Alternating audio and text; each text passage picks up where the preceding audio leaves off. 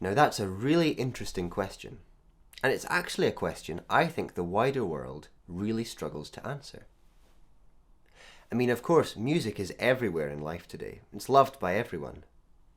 But trying to quantify and explain its value is really hard. I remember in music college getting whole classes devoted to this, to teaching me to try and justify my art form, usually for things like funding applications. But in doing so, it would often resort to explaining music in terms of being a utility or a tool towards some other thing, towards something that the world more obviously values. For example, it could have been, music is really meaningful and valuable because it helps children with their maths, or because it looks really good on somebody's CV. But is music special in its own right, purely for being music?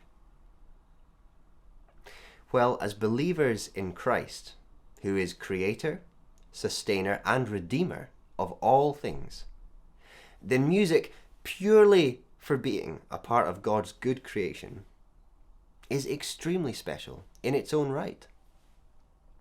It actually doesn't need any more justification than that. It doesn't need to do some other thing. It doesn't need to serve some other cause. When music touches our hearts, when it stirs our emotions, when it enlivens our imaginations, our memories, when it makes us awe at the skill of the virtuoso, there it is. That's it, and there is its value. As music already exists in God's good creation, so it is in its own right, deeply and uniquely special. So then, music, deeply and uniquely special as it is that some sort of higher calling for a human being? I remember this sort of flavour at music college, the sense that because music touches on realms unseen, because it's slightly mysterious, because it's sophisticated, that those who devote their lives to pursuing it are, in some way, especially special. Well, actually, the very same reason that makes music so wonderfully special for Christians is the same reason that it is in some other way not special. I mean, don't mishear me. No value is lost here. It's still as precious as ever. But if Christ is Lord over all creation, then everything in creation is his, and therefore everything is valuable, and everything is special. In fact, it was Francis Schaeffer, who did much to restore our sense of value to things like music, who said, "The fact that something is a work of art does not make it sacred." Music is very special, but so is architecture.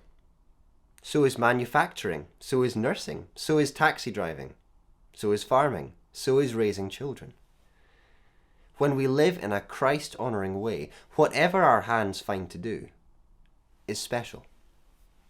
So you see, it's not that music is not special, it's that everything is special, including music. So friends, if music is what you love, if you work hard at it, then I really do wish you every success for a career in music, and so does the Bible. But if, along the way, your hands should find some other thing to do, you have not failed. Sometimes in music circles there's a sort of puritanical attitude that if you don't stick to the path of pursuing music as your all, then you've failed somehow. That's not true. That's not true at all.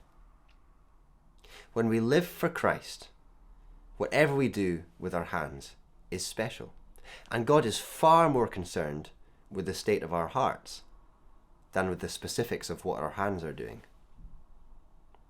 And most importantly, there is no activity or way to live your life that is more special than simply being one of His.